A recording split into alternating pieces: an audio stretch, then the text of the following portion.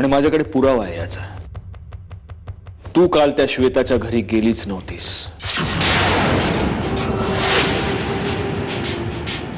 आणि हे मला एका अशा व्यक्तीकडून कळले जी व्यक्ती कधीही खोटं बोलू शकत नाही।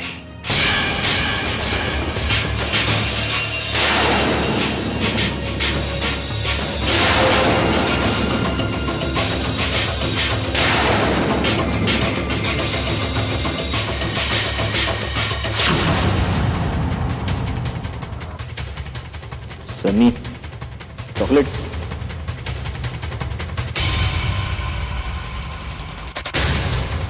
काल मंजिरी मावशीने दिलं ना चॉकलेट तुला? कोण मंजिरी मावशी?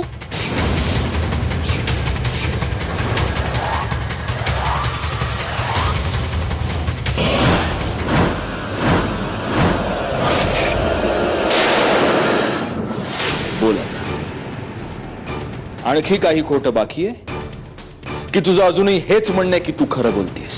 मला खरंच कळत नाही हे सगळं असं आहे कारण काल तू तिथे नव्हतीस। मी होते। तू होतीस?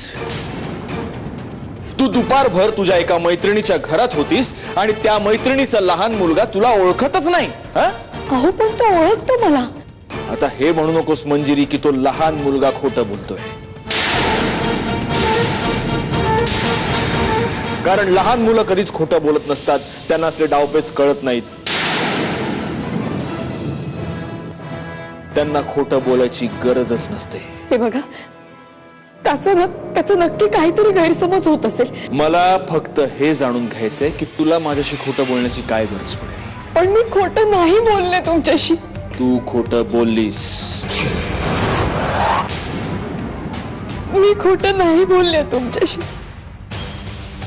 मी तुमची शपथ घेऊन सांगते, मी खोटं नाही बोलत आहे।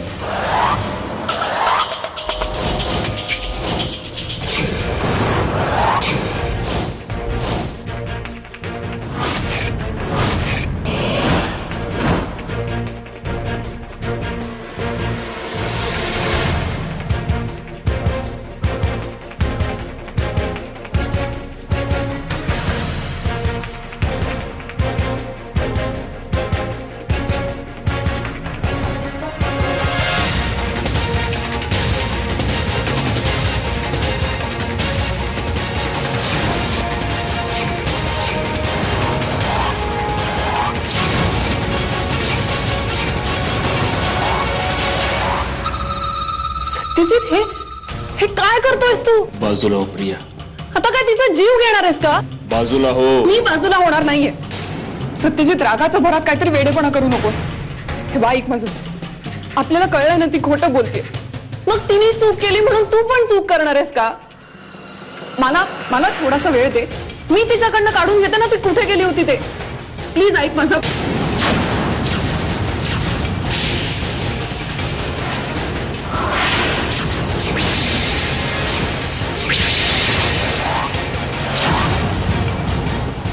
पहिली गोळी मी तुझ्या डोक्यात घालावी असं वाटत नसेल तर गप्प बस आणि बाजूला हो।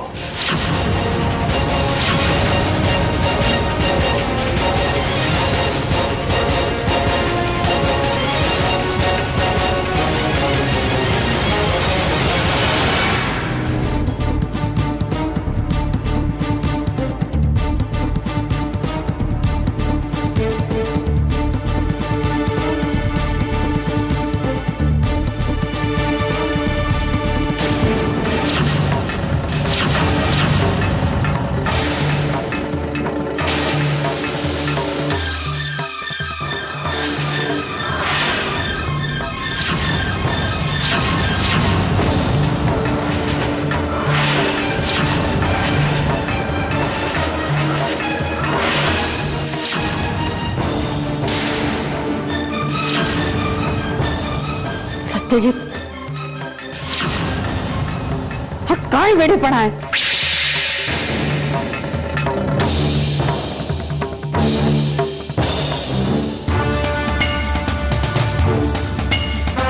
काल कुठे होतीस?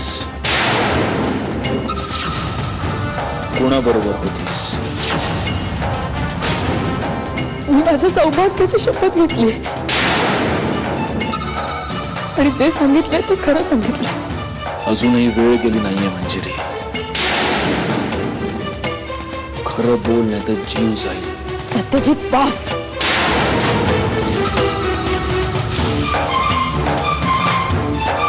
मंजिरीच्या केसाला जरी धक्का लागला ना तरी माझी शपथ आहे तुला. आई, लग्न केलं ना मी हिच्याशी, आणि ते लग्न करताना हिची रक्षा करण्याचं वचन दिलंय देवा ब्राह्मणांच्या साक्षीनं. मग मी हिला कसं काय होऊ देईन? आणि ती कशीही वागली तरी मी माझं वचन पाळणार.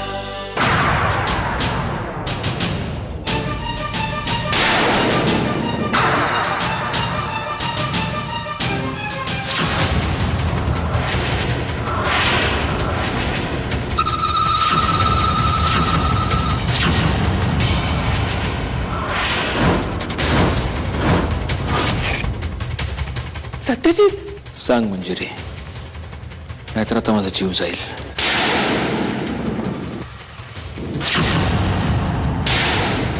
तो तसाही जाईलच, कारण तू माझी खोटी शपथ घेतलीस. सत्यजित, पाया पडते तुझ्या. थांबा हा खेळ. खेळ मी नाही खेळत आहे, खेळ हिने केलाय माझ्या विश्वासाचा.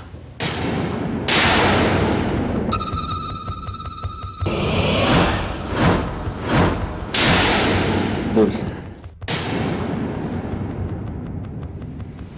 मंजिरी, खरं काय ते प्लीज सांगून टाक.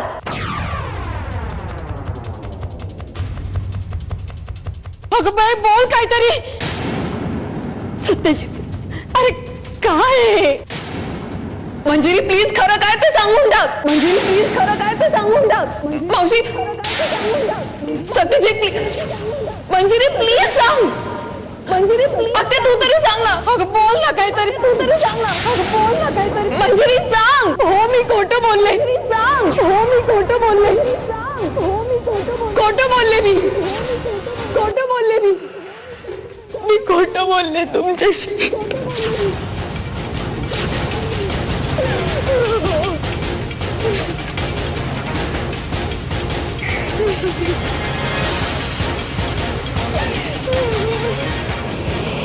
आई, मी खरं सांगते. मी शपथ घेऊन सांगते. तर मी असं काहीच नाही केलं. मला माहिती नाही माझं मन का नाही लागलं. तुम्ही श्वेताला विचारा ना. आम्ही कोणीतरी वेळ बरोबर होतो. पण मी तुमचा विश्वासघात नाही केला. हो मी खोटं बोलले. खोटं बोलले.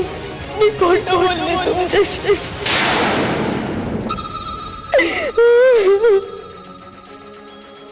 आजपासून या मुलीला या घरात जागा नाही.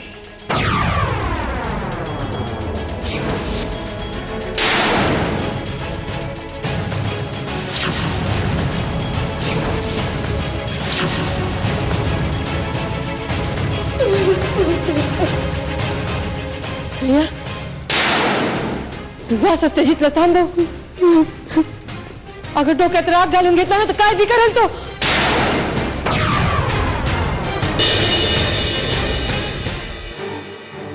सत्यजित,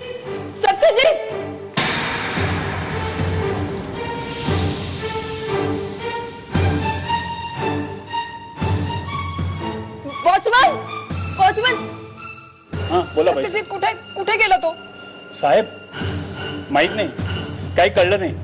आतमधून आले, इथे बूट काढून फेकले आणि असेच गेले बाहेर. कुठे गेले पण काही बोलले का? कुठच्या दिशेने गेले? इथे या दिशेला गेले बाईसाहेब. मी त्यांना मागून भरपूर हाका मारल्या पण ते तसेच निघून गेले. काही कळलं नाही बाईसाहेब. बरं ठीक आहे, तुम्ही जा.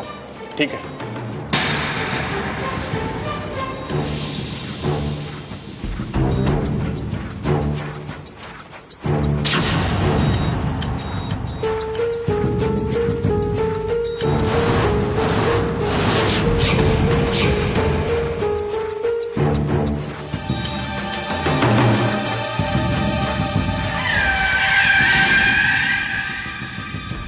का खोटं वागलीस तू सत्यजितशी?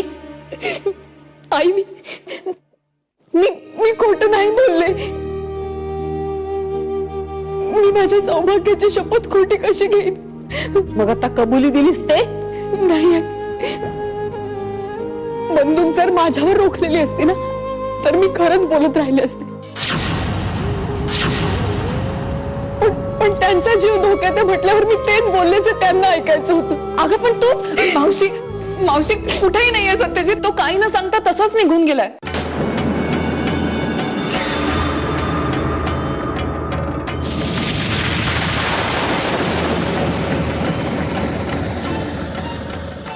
आई,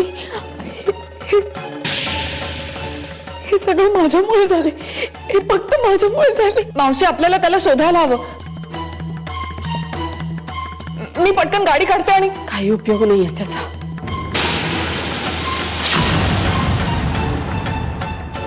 त्याने एखादी गोष्ट करायची ठरवली की तो ती करणारच. स्वतःला खूप त्रास करून घेईल तो. देवही नाही अडवू शकत त्याला.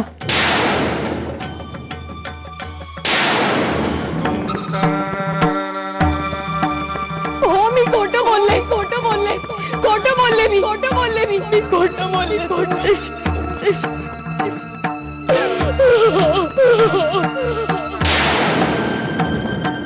आता तू कुठे निघाली आहेस? ते सांगून गेलेत. नाही, मला या घरात जागा नाही. मला या घरातून जायलाच हवं. मंजिरी, तू तरी जरा शांतपणाने घे. मी शांतपणेच विचार केलाय आई. कुठल्याही परिस्थितीत मला घराच्या बाहेर जायलाच हवं.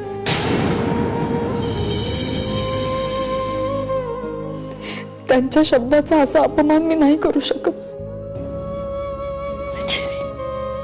आई, तुम्ही नका काळजी करू. मी बाहेर कुठेही नाही जाणार आहे. इथेच तुळशी वृंदावनापाशी उभी राहीन.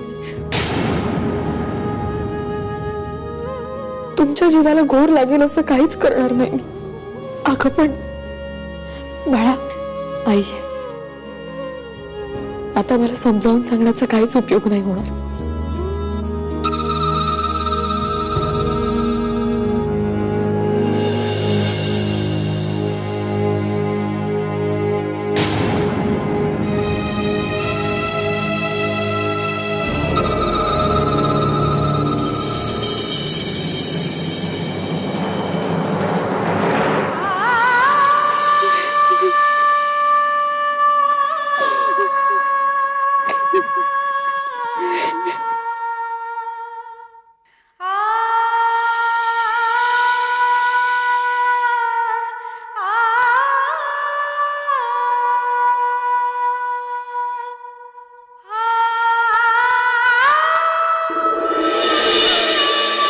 खऱ्याचं खोटं आणि खोट्याचं खरं करता येतं. करायचं असेल तर. आणि त्यासाठी 50 पावसाळे बघायची गरज नाही आत्या. निम्म्यातच काम होतं, नाही का?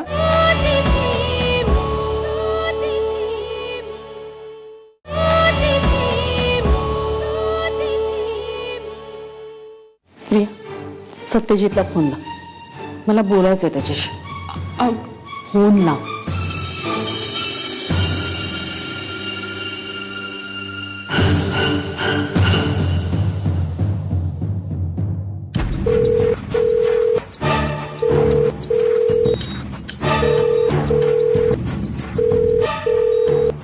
नाही, उचलत नाहीये. काय?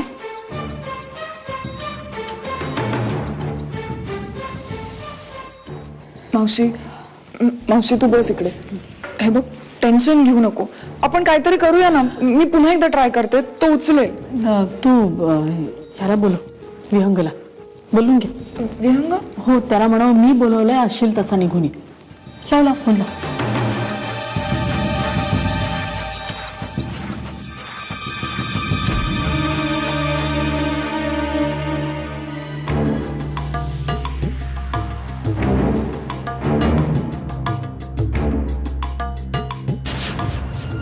कुठं गेला असेल सत्यजित? आई, लग्न केलं ना मी.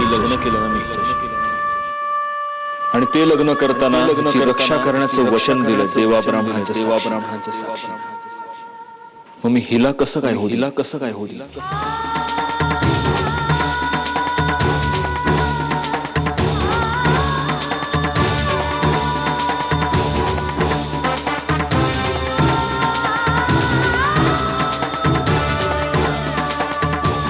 आजपासून या मुलीला या घरात जागा नाही.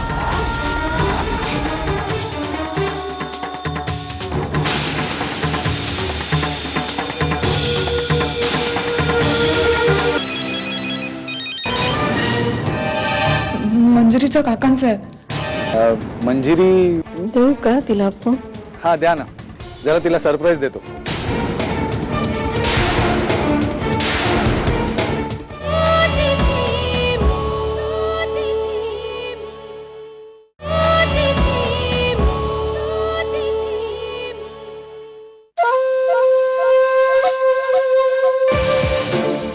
अगं बाई, काय मनात मांडे फुटून राहिले ते आणि अगदी चेहऱ्यावर दिसू लागलं की. आत्या मी याचीच वाट बघत होते नाही का? पण लय खुश होऊ नकोस. आत्या, आता सत्यजित आणखी काय करेल याची कल्पना कर. पण मंजिरी गप्प बसणार आहे बे.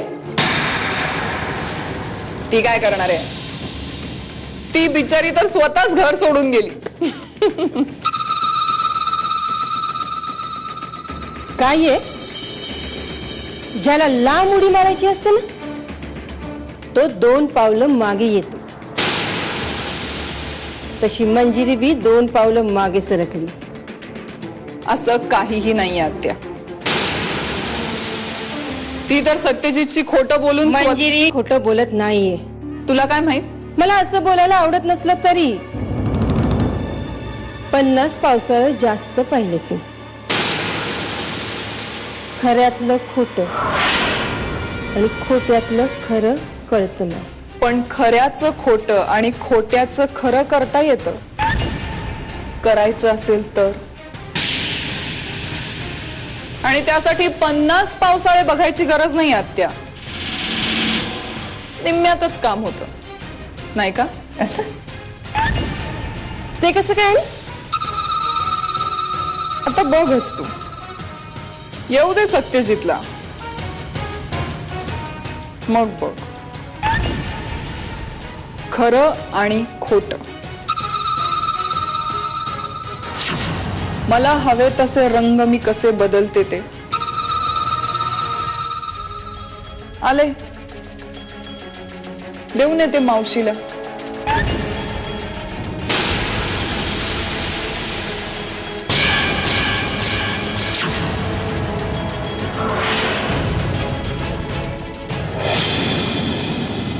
वहिनी, अहो तुम्ही इथे अशा उभ्या का?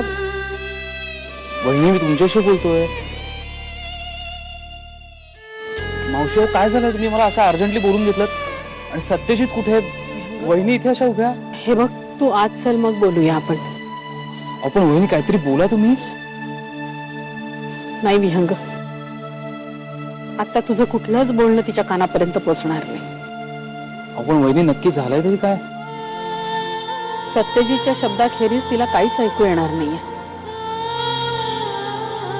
तू आज चल.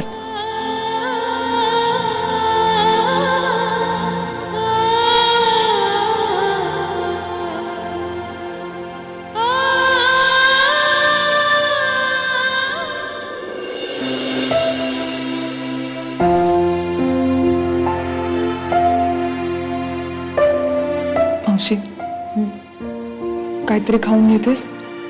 नकोय मला. असं काय करतेस? मग अशी ज्यूस पण नाही घेतलास. मावशी, तू नाही खाल्लंस तर तुला बरं नाही वाटणार, त्रास होईल. माझी दोन्ही मुलं अशी उन्हातान्हामध्ये हाल सोसत असताना मी नाही काही खाऊ पिऊ शकणार आहे. मावशी, मग निदान या मुलीसाठी तरी काहीतरी खा. सकाळपासून काही खाल्लं नाहीयेस, त्रास होईल तुला. प्रिया, आता जे व्हायचं ते होऊन जाऊ देते त्याच. मावशी, असं का बोलतेस? बास झालं आता. हे सगळं थांबवायलाच हवं. मला काही माहिती नाही. मी आत्ता बाहेर जाते आणि मंजिरीचा हात पकडून तिला घरात घेऊन येणार आहे. मला काही ऐकायचं नाही. खूप होत.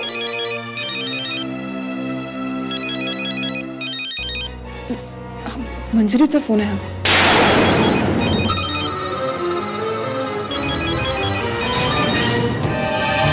मंजिरीच्या काकांचा आहे. हॅलो मंजिरी मॅडम, कशा आहात? मी शालिनी बोलते. हो शालिनी ताई, मंजिरी कुठे आहे? मंजिरी बाहेर आहे, वाळवण काढायला गेली. फार गुणी आहे हो तुमची मुलगी. एक मिनिट स्वस्थ बसत नाही. सारखं काही ना काहीतरी काम काढून करत बसते. एवढे नोकर चाकर आहेत आमच्या घरात, पण स्वतः सगळीकडे धावपळ करत असते. सांगितलं तरी ऐकत नाही. कसे आहेत सगळे तिकडे? मजेत मजेत, एकदम मजेत आहेत सगळे. मी गोव्यात होतो. आज पुण्याला जाता जाता कोल्हापूरला थांबणार आहे. मंजिरी देऊ का तिला फोन? हा द्या ना, जरा तिला सरप्राईज देतो.